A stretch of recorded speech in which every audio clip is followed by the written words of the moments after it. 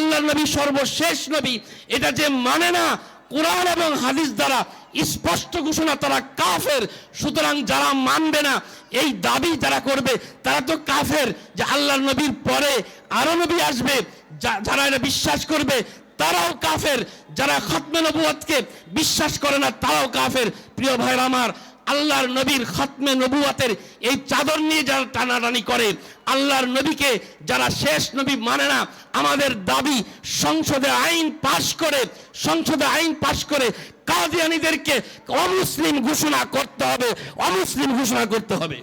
বিসমিল্লাহির রহমানির রহিম। হযরত রাসূল করিম সাল্লাল্লাহু আলাইহি ওয়াসাল্লামের আজমত শান, আল্লাহ পাক হযরত রাসূল করিম সাল্লাল্লাহু আলাইহি ওয়াসাল্লামকে এত মর্যাদা দিয়েছেন, যার বর্ণনা দেওয়া আমাদের মতো এই ক্ষুদ্র নগণ্য ব্যক্তিদের পক্ষে সম্ভবই না। স্বয়ং আল্লাহ রাব্বুল আলামিন কোরআনে কারীমের মধ্যে বিভিন্ন সিগায়, বিভিন্ন শব্দে তার রাসূলের প্রশংসা করেছেন। আল্লাহ রাব্বুল আলামিন প্রশংসা করতে গিয়ে বলেন, ওয়া রাফা'না লাকা যিকরাক, হে নবী, আপনার আলোচনাকে আমি সমন্বিত করেছি, উন্নত করেছি। কোথাও আল্লাহ রাব্বুল আলামিন তার নবীর প্রশংসা করতে গিয়ে, তার শান বর্ণনা করতে গিয়ে আল্লাহ পাক ডাক দিয়েছেন ইয়াসিন, কোথাও ডাক দিয়েছেন হামিম, কোথাও আল্লাহ রাব্বুল আলামিন বলেছেন আলাম নাশরাহ লাকা সাদরাক। বিভিন্ন জায়গায়, বিভিন্ন ভাষায় আল্লাহ নিজেই তার নবীর শান বর্ণনা করেছেন। আল্লাহর নবী হযরত রাসূল করিম সাল্লাল্লাহু আলাইহি সাল্লামের মর্যাদা আল্লাহ পাক গোটা মাখলুকাতের মধ্যে সবচাইতে বেশি মর্যাদা আল্লাহ পাক হুজুর সাল্লাল্লাহু আলাইহি সাল্লামকে দিয়েছিলেন। এমনকি আল্লাহর মুকাররাবিন ফেরেশতা যিনারা ছিলেন, হযরতে জিব্রাইল, হযরতে ইসরাফিল, হযরতে মিকাইল, হযরতে ইসরাফিল সহ আল্লাহর নৈকট্য প্রাপ্ত একেবারে কাছের যত ফেরেশতা ছিল, আল্লাহ পাক হযরত রাসূল করিম সাল্লাল্লাহু আলাইহি ওয়াসাল্লামকে তাদের চাইতেও বেশি মর্যাদা দান করেছে। আল্লাহ পাক হুজুর সাল্লাল্লাহু আলাইহি ওয়াসাল্লামের মর্যাদা এত বৃদ্ধি করেছিলেন যে আল্লাহ পাক যখন হুজুর সাল্লাল্লাহু আলাইহি ওয়াসাল্লামকে আল্লাহর সাথে সাক্ষাতের জন্যে, আল্লাহর সাথে সরাসরি সাক্ষাতের জন্যে, মুলাকাতের জন্যে আল্লাহ পাক তার আরশে আজিমের মধ্যে ডেকেছিলেন। যাওয়ার পথে হুজুর সাল্লাল্লাহু আলাইহি ওয়াসাল্লামের সফর সঙ্গী হয়েছিলেন হযরত জিবরাইল আমিন। সিদরাতুল মুনতাহা পর্যন্ত পৌঁছবার পর হযরত জিবরাইল বললেন, ইয়া রাসূলুল্লাহ, সিদরাতুল মুনতাহার উপরে এই জায়গাকে বেদ করে যাওয়া আমার পক্ষে আর সম্ভব না। হুজুর বললেন, দীর্ঘ পথ আপনি আমার সাথে পাড়ি দিয়েছেন, আমি এখন একা যাব, আমার সাথে চলেন। হযরত জিবরাইল বললেন যে আমি যদি আর 1 ইঞ্চি সামনে বাড়ি, তাহলে আমার 600 পাখা আল্লাহর নূরের তাজাল্লিতে জ্বলে পড়ে সারখার হয়ে যাবে। আল্লাহর রাসূলের নাম মুহাম্মদ, এই মুহাম্মদ শব্দের মধ্যেই হুজুরের প্রশংসা নিহিত রয়েছে। মুহাম্মদের অর্থই হলো বারবার প্রশংসিত, মানে প্রশংসার পর যার প্রশংসা করা হয় তাকে মুহাম্মদ বলা হয়। কাফেররা হুজুর সাল্লাল্লাহু আলাইহি সাল্লামের প্রশংসা করতে চাইতো না, তো এক কাফের সে মুহাম্মদের প্রশংসা করতে চায় না, হুজুর সাল্লাল্লাহু আলাইহি সাল্লামের মুজাম্মদ বর্ণনা করে, হুজুরকে বিভিন্ন ভাষায় হুজুরকে কষ্ট দেয়। তো আরেকজন বলে, আরে তুমি তো প্রশংসা করতেছো না, তুমি যার নাম নিচ্ছ তার নামের মধ্যেই তো প্রশংসা রয়েছে। মানে মুহাম্মদ শব্দের মধ্যেই আল্লাহ পাক হুজুর সাল্লাল্লাহু আলাইহি সাল্লামের প্রশংসা নিহিত করে দিয়েছে। সম্মানিত উপস্থিতি, হুজুর নিজেই বলেন যে আল্লাহ পাক আমাকে উতিতু খামসান, 5টি জিনিস এমন দিয়েছে যে আমার আগে আর কাউকে তা দেওয়া হয়নি। তার একটি হলো নুসিরতু বির রবি মাসিরাতা শাহরিন। আল্লাহ নবী বলেন আল্লাহ পাক আমাকে এত রব দান করেছিলেন যে কাফেররা আমাকে 1 মাসের দূরত্ব থেকে, মানে আমার সাথে যদি মোকাবেলা করতে আসে তাহলে 1 মাসের দূরত্ব থেকে আমাকে ভয় পাইতে থাকে। একটা মর্যাদা আল্লাহ রাসূল সাল্লাল্লাহু আলাইহি ওয়াসাল্লাম বলেন। আরেকটি মর্যাদা হলো আল্লাহ নবী বলেন উতিতু শাফা, আল্লাহ পাক আমাকে সুপারিশ করবার ক্ষমতা দিয়েছেন। কিয়ামতের কঠিন ময়দানে যখন গোটা পৃথিবীর মানুষ পেরেশান হয়ে ঘুরতে থাকবে, কেউ দৌড়িয়ে তার মায়ের কাছে যাবে, সন্তান দৌড়ে মায়ের কাছে যাবে, স্বামী স্ত্রীর পিছনে ছুটবে, স্ত্রী স্বামীর পিছনে ছুটবে, মা বাবা তার সন্তানদের পিছনে ছুটতে থাকবে। ইয়াউমা ইয়াফিরুল মারউ মিন আখিহি ওয়া উম্মিহি ওয়া আবিহি ওয়া সাহিবাতিহি ওয়া বানি লিকুল্লি ইমরিইম মিনহুম ইয়াউমা ইযিন শা'নুন ইউগনি। কিয়ামতের ওই ভয়াবহ অবস্থায় সূর্যটা মানুষের মাথার আধা হাত উপরে তার প্রচণ্ড তাপ নিয়ে অবস্থান করবে। মানুষ সূর্যের প্রখরতায় ঘামতে থাকবে। হাদিসের বর্ণনা আল্লাহর রাসূল বলেন ঘামতে ঘামতে কারো হাঁটু পর্যন্ত পানি হবে, কেউ ঘামের পানিতে সাঁতরাইতে থাকবে, মানুষের মগজগুলি টকবক করে ফুটতে থাকবে। ওই অবস্থায় আল্লাহর নবী ইয়া উম্মতি ইয়া উম্মতি ইয়া উম্মতি বলে চিৎকার করতে থাকবেন। আল্লাহর নবী বলেন আল্লাহ পাক আমাকে এত মর্যাদা দিয়েছে যে কিয়ামতের ময়দানে আমি সর্বপ্রথম উঠব, আমাকে সর্বপ্রথম উপস্থিত করা হবে এবং সাথে সাথে আমার মাধ্যমে আল্লাহ পাক জান্নাতের দরজা খুলে দিবেন। হুজুর সাল্লাল্লাহু আলাইহি ওয়াসাল্লামকে আল্লাহ পাক এত মর্যাদা দিয়েছেন। মাকামে মাহমুদে আল্লাহর নবী সাজদায় পড়ে ইয়া উম্মতি বলে চিৎকার করতে থাকবে এবং আল্লাহকে বলতে থাকবে যে আল্লাহ যতক্ষণ পর্যন্ত আমার উম্মতের কোনো ফয়সালা না হবে ততক্ষণ পর্যন্ত আমি মাথা উঠাবো না। আল্লাহ পাক হুজুর সাল্লাল্লাহু আলাইহি সাল্লামকে বললেন হে আমার বন্ধু মুহাম্মদ, ইয়া হাবিবি, আপনাকে আমি শাফাআতের সুপারিশ করবার, একটা হলো সুপারিশ শাফাআত আর একটা হলো ওয়াকালাত।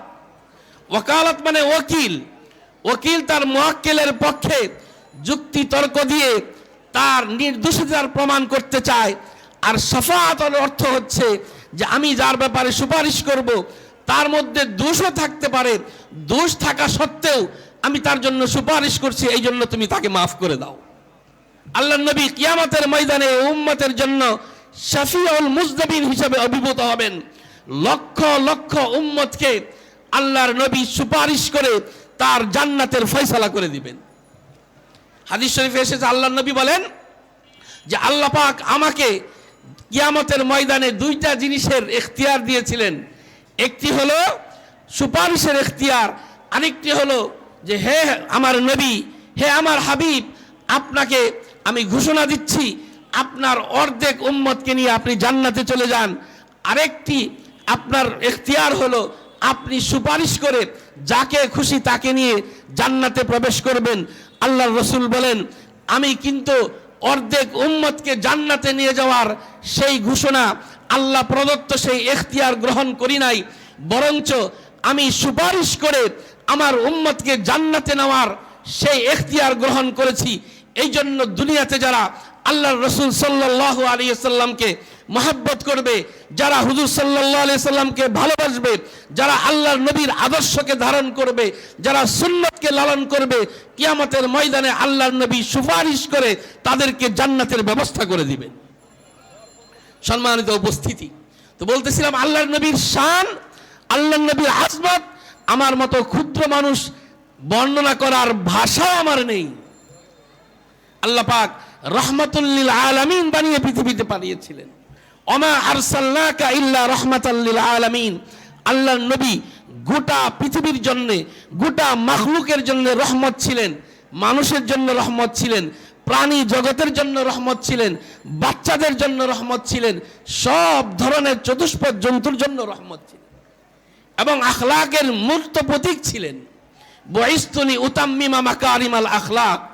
আল্লাহর নবী বলেন, মানুষের চরিত্র মাধুর্যকে সুন্দর করবার জন্যে, মানুষকে আখলাক শিখাবার জন্যে, মানুষের চরিত্র গঠন করবার জন্যে আমি নবীকে আল্লাহ পাক মুআল্লিম বানিয়ে পৃথিবীতে পাঠিয়েছি। এজন্য হুজুর মুআল্লিম আমাদের শিক্ষকও। সম্মানিত উপস্থিতি, উত্তম চরিত্রের শিক্ষা দিয়েছেন। আল্লাহর নবী উত্তম চরিত্র নিয়ে পৃথিবীতে এসেছেন। ওয়া ইন্নাকা লাআলা খুলুকিন আযীম। আল্লাহ পাক বলেন, আমি নবীকে উত্তম আদর্শ বানিয়ে পাঠিয়েছি।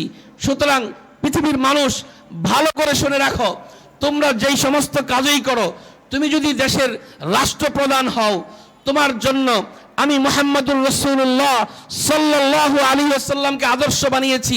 আল্লাহর রাসূল মদিনায় বসে, মসনদে বসে, মসজিদে নববীতে বসে যেমনিভাবে গোটা পৃথিবী শাসন করেছেন, ইসলামী রাষ্ট্র শাসন করেছেন, তুমি মুহাম্মদকে ফলো করো, তুমি সফল রাষ্ট্রনায়ক হবা।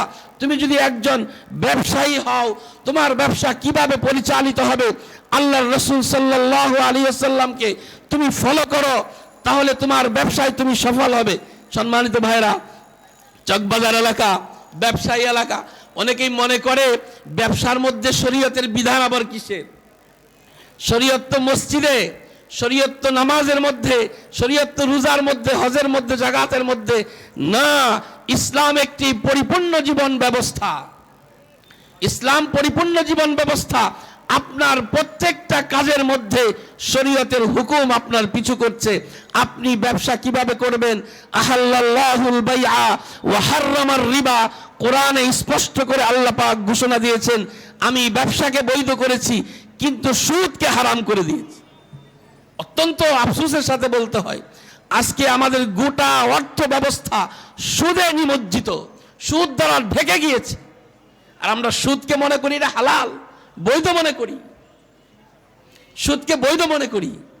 ব্যাংকের নাম দিছে ইন্টারেস্ট, সুদের নাম দিছে কত বড় ধোঁকাবাজি, আল্লাহর সাথে ধোঁকাবাজি। আল্লাহ বুঝে না? সম্মানিত ভাইরা আমার, আল্লাহ রাসূল বলেন, বুইসতুনি উতাম্মিমা মাকারিমাল আখলাক। আমাকে আখলাক এবং আমার উম্মতের চরিত্র মাধুর্যকে ঠিক করবার জন্যে, পরিপূর্ণ চরিত্র তাদেরকে দিবার জন্যে আমাকে আল্লাহ পাক পৃথিবীতে পাঠিয়েছেন। এবং আমাকে আল্লাহ বলেন, আমি মুহাম্মদুর রাসূলুল্লাহ সাল্লাল্লাহু আলাইহি ওয়াসাল্লামকে তোমাদের জন্য উত্তম আদর্শ রূপে পৃথিবীতে পাঠিয়েছি। এজন্য আল্লাহ রাসূলের প্রত্যেকটা কাজ আমাদের জন্য ফলো করতে হবে। আমি ব্যবসায়ী হলে ব্যবসা কার্য কিভাবে পরিচালনা করব, আল্লাহর রাসূল কিভাবে ব্যবসা পরিচালনা করেছেন আমাকে ফলো করতে হবে। আমি যদি রাখাল হই, আল্লাহর নবী মক্কার গলিতে গলিতে কিভাবে বকরি চড়িয়েছেন সেটা আমাকে ফলো করতে হবে। আমি যদি চাকরিজীবী হই, তাহলে আল্লাহর রাসূলের জীবনেও আল্লাহ পাক চাকরির নমুনা রেখেছেন। সুতরাং চাকরির দায়িত্ব কিভাবে পালন করতে হবে, আল্লাহর রাসূলের জীবনে আমাকে ফলো করতে হবে।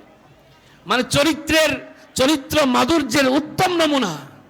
কি আখলাক নিয়ে পৃথিবীতে এসেছিলেন, মানুষকে কি আখলাক শিখিয়েছেন, কিভাবে কথা বলতে হবে। আল্লাহ রাসূল কখনো কাউকে ধমক দিয়ে কথা বলেন নাই।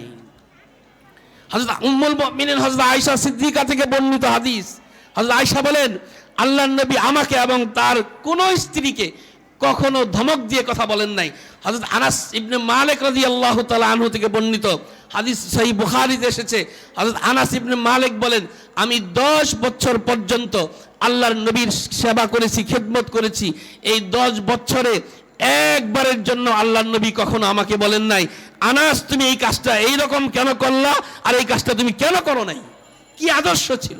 হাসি দিয়ে কথা বলতেন, একজন সাধারণ মানুষের সাথেও হাসি দিয়ে কথা বলতেন। আর বর্তমান আমাদের অবস্থা, যদি একটু মেম্বার হইতে পারে, মেম্বার, চেয়ারম্যানও না, মেম্বার সাহেবকে আর খুঁজে পাওয়া যায় না। তার সাথে হ্যান্ডশেক করা তো দূরের কথা, তাকে দূর থেকে সালাম দেওয়ার সুযোগও আমাদের হয় না। অথচ ভোটের আগে সবাইকে সালাম দিতে থাকে, রাস্তার লোককেও জড়িয়ে দিতে থাকে। যেই ভোটে পাশ করছে মেম্বার সাহেব, ওই মেম্বার সাহেবের আর কোনো হদিস নাই। আর আল্লাহর রাসূলের চরিত্র মাধুর্য কেমন ছিল, যে আল্লাহর নবী এক সাহাবী, রাখাল জাহেজ রাদিয়াল্লাহু তাআলা আনহু, রাস্তায় বিভিন্ন সবজির দোকান দিতেন। কখনো কখনো আল্লাহর রসুলের জন্য সবজি হাদিয়া নিয়ে আসতেন। আল্লাহর রসুলকে ওই গ্রাম থেকে এনে একটু লাউ পাতা শাক এই জাতীয় সবজি দিতেন। হুজুর সাল্লাল্লাহু আলাইহি ওয়াসাল্লাম এমনও হয়েছে ওই সবজির পরিবর্তে এইরকম অঞ্চলি ভরে স্বর্ণের বিভিন্ন প্রকারের হাদিয়া তার বিনিময়ে আল্লাহ রসুল দিয়ে দিয়েছেন তাকে। কি আদর্শ ছিল! একবার আল্লাহর নবী মক্কার গলিতে যাচ্ছেন, দেখেন যে ওই জাহেজ সে সবজি বিক্রেতা রাস্তার কোণে দাঁড়িয়ে সবজি বিক্রি করতেছে। আল্লাহর নবী বললেন, ও তো আমাকে মহব্বত করে, আমিও তাকে মহব্বত করি, আমি ওকে ভালোবাসি, ও আমাকে ভালোবাসে, ও ইমানদার, ও আমার সাহাবী। একজন ইমানদারের মূল্য আল্লাহর ঘরের চেয়েও বেশি। সুতরাং আল্লাহর রসুল একটু মজাক করবার জন্যে পিছন থেকে গিয়ে হজরত জাহেদকে জাপটে ধরলেন। জাপটে ধরে তার চোখ ধরছে। গ্রাম দেশে আমরা যেমনিভাবে ছোটবেলায় এই কানামাছি খেলতাম, চোখ ধরতাম, তার অর্থ হলো আমি তোমার চোখ ধরেছি, পিছন থেকে আমি কে এটা তোমাকে চিহ্নিত করতে হবে, তোমাকে বলে দিতে হবে। আল্লাহর রসুল পিছন থেকে জাপটে ধরে তার চোখকে ধরলেন। ধরার পরে বললেন, মাই ইশতারিল আবদা, মাই ইশতারিল আবদা, আমি তো একটা গোলাম বিক্রি করব, কেউ আছো গোলাম কিনবে, কেউ আছো গোলাম কিনবে। এই কথা শুনবার পর ওই জাহেজ প্রথমে চিন্তা করছে, পিছন থেকে আমাকে কে ধরলো, এই লোকটাকে নিজেকে ছাড়িয়ে নেওয়ার চেষ্টা করছে। কিন্তু যখন আল্লাহর রসুল সাল্লাল্লাহু আলাইহি ওয়াসাল্লামের সুন্দর স্পর্শ, আল্লাহর রসুলের মাসি কামাসি আরনাব, আল্লাহ হাদিস শরীফে শামাইলে তিরমিজি এসেছে, আল্লাহর নবীর স্পর্শ আরনাবের মতো খরগোশের মতো মুলায়েম ছিল। হাতগুলি কেমন ছিল, আল্লাহর রসুলের চুলগুলি কেমন ছিল, আল্লাহর রসুলের জবানের ভাষা কেমন ছিল, হুজুরের কদম কেমন ছিল, হুজুরের চলন কেমন ছিল, সব কিছু সাহাবায়ে কেরাম বিস্তারিত বলে দিয়েছেন। প্রিয় ভাইয়ের আমার, ওই সাহাবী যখন দেখলেন এই স্পর্শ তো সাধারণ কোনো স্পর্শ না, এটা তো আল্লাহর নবীর স্পর্শ, এই আওয়াজ তো সাধারণ কোনো আওয়াজ না, এটা তো রহমাতুল লিল আলামিনের আওয়াজ। সুতরাং বুঝতে পেরে সে নিজেকে আর ছাড়াতে চায় না, সে আল্লাহর রসুলের আরো কাছে যাইতে চায়। আস্তে আস্তে পিছনের দিকে হুজুরের শরীরে নিজের শরীরটা আরো মিলিয়ে দিতে চায়। একজন রাস্তার সবজি বিক্রেতা, শরীরে ঘাম ময়লা, আল্লাহর নবী তাকে জড়িয়ে ধরেই রেখেছে। এরপরে সে চিৎকার করে বলল, ইয়া রাসূলুল্লাহ, আপনি তো আমাকে বিক্রি করবেন, আমি তো নগণ্য গোলাম, আমার তো কোনো মূল্য আপনি পাবেন না। আল্লাহর রসুল বললেন, জাহেজ, হ্যাঁ তুমি মানুষের দৃষ্টিতে নগণ্য গোলাম হতে পারো, মানুষের দৃষ্টিতে নগণ্য গোলাম হতে পারো, কিন্তু আল্লাহর কাছে তুমি নগণ্য গোলাম নও, আল্লাহর কাছে তুমি নগণ্য গোলাম নও। তুমি একজন মুমিন, তুমি একজন নবীর সাহাবী, তুমি আল্লাহকে ভালোবাসো, আল্লাহর নবীকেও ভালোবাসো। সুতরাং লাস্তা ইনদাল্লাহি বিকাসিদিন, আল্লাহর কাছে তুমি নগণ্য না, আল্লাহর কাছে তোমার মূল্য অনেক বেশি। কিয়ামতের ময়দানে দেখা যাবে কার মূল্য কত বেশি। তো বলতেছিলাম প্রিয় ভাই আমার, আল্লাহর নবীর কি আদর্শ ছিল, কি চরিত্র মাধুর্য ছিল। হুজুর সাল্লাল্লাহু আলাইহি ওয়াসাল্লাম যখন হিজরতের হুকুম আসলো যে আল্লাহর নবী হিজরত করে মক্কা ছেড়ে চলে যাবেন, মক্কার অলিতে গলিতে এমন কোনো কষ্ট নাই আল্লাহর নবীকে না দেওয়া হয়েছে। প্রিয় ভাইরা আমার, আল্লাহর নবী নামাজ পড়তে দাঁড়িয়েছেন আর উটের উজুরিগুলি, ময়লা আবর্জনা ভুঁড়িগুলি আল্লাহর নবীর মাথার উপর ছেড়ে দেওয়া হয়েছে। এত কষ্ট দেওয়া হয়েছে, এক পর্যায়ে চিন্তা করলেন আর তো থাকা যায় না, এই কষ্ট তো শেষ হবার না। এরপরে আল্লাহর নবী মক্কা ছেড়ে তায়েফে গেলেন। লম্বা ঘটনা, বিভিন্নভাবে হুজুর সাল্লাল্লাহু আলাইহি সাল্লাম নির্যাতিত হয়েছেন, নিপীড়িত হয়েছেন, আবার মক্কায় আসলেন। এক পর্যায়ে আল্লাহ পাক বললেন, নবী আপনার মক্কার মিশন আপাতত স্টপ, এই পর্যন্ত শেষ, আপনি মক্কা ছেড়ে মদিনায় চলে যান, মদিনাতে গিয়ে ইসলাম প্রচার করেন। দেখেন প্রিয় ভাইরা আমার, মাতৃভূমি ছাড়তে মন চায় না, নিজের বাড়ির নারীর টান, এটা সকলেরই আছে। আল্লাহ নবীর মনটাও খুব ব্যথিত, আমি তো মদিনায় চলে যাব, কিন্তু আমার প্রিয় আল্লাহর ঘর, আল্লাহর ঘরের সামনে দাঁড়িয়ে আমি সাজদা করতে পারবো না, আল্লাহর ঘরের সামনে দাঁড়িয়ে আমি হাত তুলে আল্লাহর কাছে আরজি পেশ করতে পারবো না। আল্লাহর রসুলের মনটাও খুব ব্যথিত, অনেক কষ্টে ভারাক্রান্ত। সিদ্ধান্ত নিলেন যাবার আগে আল্লাহর ঘরের ভিতরে ঢুকে একটু আল্লাহর দরবারে সাজদা করব, আল্লাহর কাছে মনের আরজিটা পেশ করব, এই আকাঙ্ক্ষা নিয়ে গিয়েছেন। আল্লাহর ঘরে যাবেন, ভিতরে ঢুকবেন, নামাজ পড়বেন। আল্লাহর ঘরের চাবির দায়িত্ব ছিল উসমান ইবনে তলহা সাইবি, একজন সাহাবী উসমান ইবনে তলহা সাইবি, চাবির দায়িত্ব।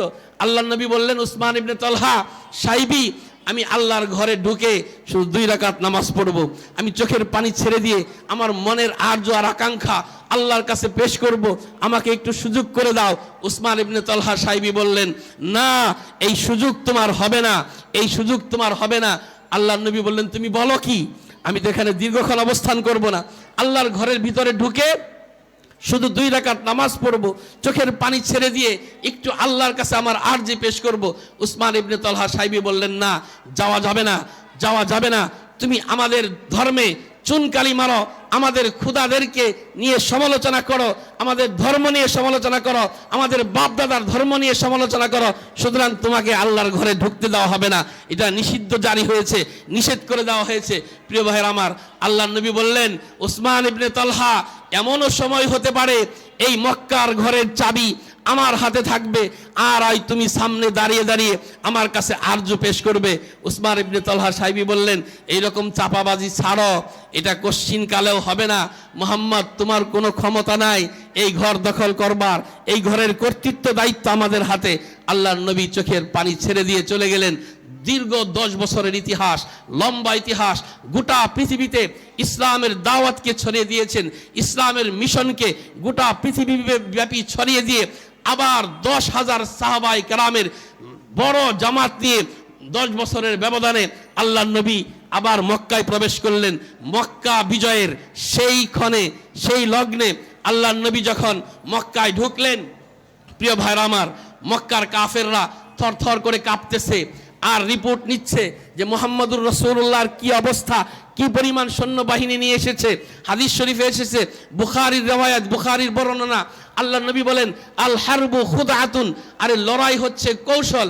আল্লাহর নবী সাহাবায়ে কেরামকে ঘোষণা দিয়ে বললেন, এক কাজ করো, তোমরা রাতের বেলায় চুলা বাড়িয়ে দাও, বেশি বেশি চুলা জ্বালাবা, আর দিনের বেলায় টয়লেট কম বানাও। মানুষ যখন রাত্রে যখন গোয়েন্দা ওই আবু জাহাল তো ছিল না, ওদের আবু সুফিয়ানের নেতৃত্বে তাদের গোয়েন্দা বাহিনী পাঠাইছে। কোন কোন বর্ণনায় আসে 5 জন, কোন কোন বর্ণনায় আসে 6 জন, 7 জন, 10 জন। প্রিয় ভাইরা আমার, তোমরা একটু খোঁজ নিয়ে আসো মুহাম্মদ কিভাবে আমাদের উপর হামলা করবে, মক্কা দখল করবে। ইন্নাল মুলুকা ইদা দাখালু ক্বরিয়াতান আফসাদুহা ওয়া জাআলু আইজ্জাতা আহলিহা আযিল্লা। প্রিয় ভাইরা আমার, দুনিয়ার বাদশাদের নিয়ম আর নীতি হচ্ছে, দুনিয়ার এক দল আরেক দলকে যখন পরাজিত করে তখন তাদের থিওরি আর নিয়ম হচ্ছে, যেই পরাজিত দল যারা বিতাড়িত হয় তাদের উপর মেসাকার চালানো হয়, তাদেরকে ছিন্ন ভিন্ন করে দেওয়া হয়, তাদের সম্মানিত লোকদেরকে অ্যারেস্ট করে বন্দি করে তাদেরকে বেইজ্জতি করা হয়। প্রিয় ভাইরা আমার, ইসলামের শিক্ষা কিন্তু এমন না। আল্লাহর নবী যখন মক্কায় প্রবেশ করলেন, আবু সুফিয়ানের গোয়েন্দা বাহিনী গিয়ে রিপোর্ট আনতে গেছে, গিয়ে দেখে রাতের বেলায় খালি চুলা জ্বলে আর চুলা জ্বলে।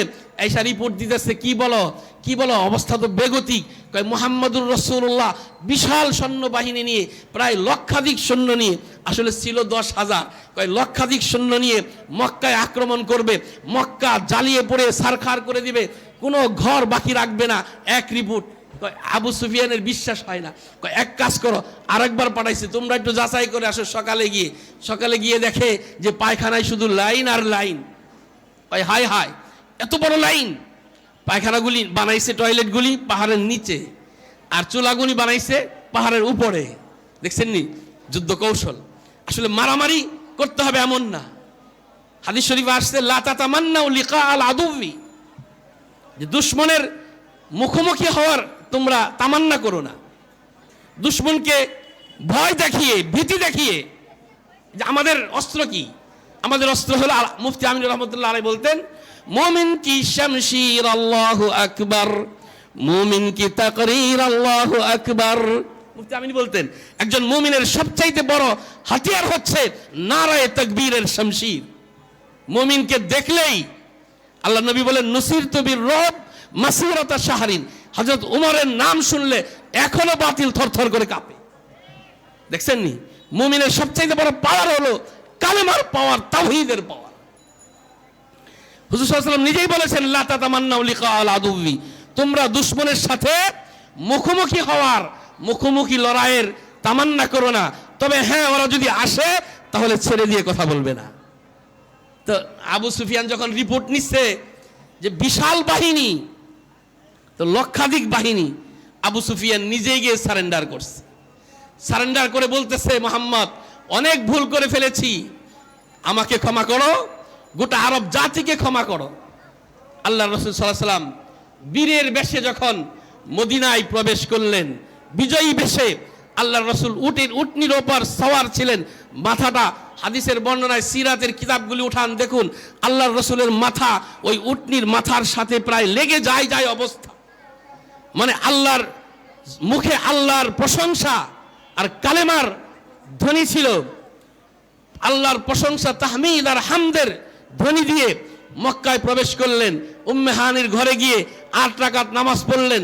এরপর কুরাইশদেরকে ডাকলেন, ডাক দিয়ে বললেন, ইয়া আহলা কুরাইশ, ওই কুরাইশ যারা আল্লাহর নবীকে নামাজরত অবস্থায় উপরে মাথার উপরে উটের উজুরি দিয়ে কষ্ট দিয়েছে, ওই কুরাইশ যারা বেলালকে মুখের ভিতর আগুন দিয়ে তার জবানকে জর্জরিত করে দিয়েছে, ওই কুরাইশ যারা সোহাইবকে আর নির্যাতন করে শরীর জ্বালিয়ে পুড়িয়ে দিয়ে তাদের শরীরে এই পরিমাণ দাগ ছিল, তাদের পশমের চাইতে ক্ষতের দাগ বেশি ছিল, ওই অবস্থায় আল্লাহ নবী কুরাইশদেরকে ডাক দিলেন, ইয়া আহলা কুরাইশ, হে কুরাইশবাসীরা, মা তারজুন মিন্নি, তোমরা আমার কাছে কি চাও, কি দাবি করো, আমার কাছে কি রিপ্লাই তোমরা আশা করো। কুরাইশরাও বংশীয় লোক ছিল, তারা বলল যে আমাদের আর কিছু দাবি নাই, একটাই দাবি, সেটা হলো একজন ভদ্র মানুষের কাছে নির্যাতিত মানুষরা যেই দাবি করে ওই দাবি নিয়েই তোমাদের কাছে আসছি। আল্লাহর নবী ঘোষণা দিলেন, মান দাখালা ইলা বাইতিল্লাহ ফি বাইতিল্লাহ, যে আল্লাহর ঘরে প্রবেশ করবে ফাহুয়া আমিনুন, সে নিরাপদ। এবং আল্লাহর নবী বললেন, মান দাখালা ফি বাইতি আবি সুফিয়ান, যে আবু সুফিয়ানের ঘরে প্রবেশ করবে তাকেও আমি নিরাপত্তা দিলাম। শুধু তাই না, যে নিজের ঘরে প্রবেশ করে দরজাগুলি বন্ধ করে দিবে, আল্লাহর নবী বললেন তাকেও আমি নিরাপত্তা দিলাম। সুতরাং যে সারেন্ডার করবে সকলকেই নিরাপত্তা দিয়ে দিলাম। আজকে আমি তোমাদের জন্য, তোমাদের উপর মেসাকার করবার জন্যে, প্রতিশোধ পরায়ণ হয়ে প্রতিশোধ গ্রহণ করবার জন্য আসিনি, আমি তো রহমাতুল্লিল আলামিন। প্রিয় ভাইরা আমার, আল্লাহর নবী ব্যাপক সাধারণ ক্ষমা ঘোষণা করে দিয়ে মক্কায় প্রবেশ করলেন। শুধু তাই না, মক্কায় প্রবেশ করেই সর্বপ্রথম আল্লাহর নবী মক্কার চাবি যার কাছে ছিল, উসমান ইবনে তলহা সাহিবী, মনে আছে? উসমান ইবনে তলহা সাহিবীকে ডাকলেন, ডাক দিয়ে বললেন, উসমান ইবনে তলহা সাহিবী, মনে আছে আজ থেকে 10 বছর আগে এইরকম দৃশ্যের অবতারণা হয়েছিল। আমি মুহাম্মদুর রাসূলুল্লাহ সাল্লাল্লাহু আলাইহি ওয়াসাল্লাম, আমি ওই দরজার সামনে, ওই দরজার দূরে দাঁড়িয়ে, আর তুমি আল্লাহর ঘরের চাবি নিয়ে আল্লাহর ঘরের সামনে দাঁড়িয়েছিলে। আমি তোমার কাছে আরজু পেশ করতেছিলাম, আমি তোমাকে দাবি করতেছিলাম আল্লাহর ঘরে একটু ঢোকার জন্য আমাকে ব্যবস্থা করে দাও। তুমি বলতেছিলে না, ঢুকতে পারবে না। সেই দৃশ্য তোমার মনে আছে? কয় হ্যাঁ, খুব ভালো করেই মনে আছে। উসমান ইবনে তলহা সাহিবী থরথর করে কাঁপতেছে এবং বললেন, উসমান ইবনে তলহা সাহিবী, ভালো করে শোনো, আজকে আমি মুহাম্মদুর রাসূলুল্লাহ সাল্লাল্লাহু আলাইহি সাল্লামের হাতেই এই মক্কার চাবি আমার হাতে। আজকে এই মক্কায় কে প্রবেশ করবে না করবে তার নিয়ন্ত্রণ আমি করতে পারি। আজকে তোমার সাথে কি আচরণ আমি করতে পারি, আমার কাছে কি আচরণ তুমি আশা করো। উসমান ইবনে তলহা সাহিবী বললেন, তোমাকে আনতা আখুন কারীমুন, তুমি একজন ভদ্রলোক, এবং একজন ভদ্রলোক আরেকজন মানুষের সাথে যেই আচরণ করে তার চাইতে আর কিছু আমি আচরণ তোমার কাছে আশা করি না। প্রিয় ভাইরা আমার, আল্লাহর নবীর আদর্শ আর চরিত্র মাধুর্য দেখেন উসমান ইবনে তলহা সাহিবী। যেই উসমান ইবনে তলহা আল্লাহর নবীকে আল্লাহর ঘরে প্রবেশ করতে দেন নাই, আল্লাহর নবী তাকে ডাক দিয়ে বললেন, যাও, আমি তোমাকে ক্ষমা করে দিলাম, কোনো প্রতিশোধ আমি গ্রহণ করব না। সাথে সাথে ঘোষণা দিলেন, এই যে আল্লাহর ঘরের চাবি তোমার হাতে দিয়ে দিলাম, আজ থেকে কিয়ামত পর্যন্ত আল্লাহর ঘরের চাবির ব্যবস্থা তোমার এবং তোমার বংশের লোকদের মাঝেই থাকবে। প্রিয় ভাই আমার, আল্লাহর নবীর কি আদর্শ ছিল! সুতরাং এই যে আজমাতের রিসালাত আর আল্লাহর নবীর চরিত্র মাধুর্য নিয়ে আঙ্গুল তোলার দুঃসাহস তো কাফেররাও দেখায় না। অনেক কাফেররাও আল্লাহর নবীর আদর্শ নিয়ে কিতাব রচনা করেছে, বই পর্যন্ত লিখেছে। কিন্তু অত্যন্ত দুঃখের বিষয়, এক শ্রেণীর লোক যারা ইহুদি খ্রিস্টানদের দালাল, যারা নাস্তিক্যবাদীর দালাল, সাম্রাজ্যবাদীর দালাল, আল্লাহর নবীর ইজ্জত নিয়ে সিনেমিনি খেলতে চায়, আল্লাহর নবীর খতমে নবুয়াতের সেই ইজ্জত নিয়ে সিনেমিনি খেলতে চায়। আজকে আজমতে রিসালাতের এই সম্মেলনের মঞ্চ থেকে ঘোষণা দিতে চায়, স্পষ্ট ভাষায় বলতে চায়, আল্লাহর নবীর খতমে নবুয়াত, আল্লাহর নবী সর্বশেষ নবী, এটা যে মানে না, কোরআন এবং হাদিস দ্বারা স্পষ্ট ঘোষণা, তারা কাফের।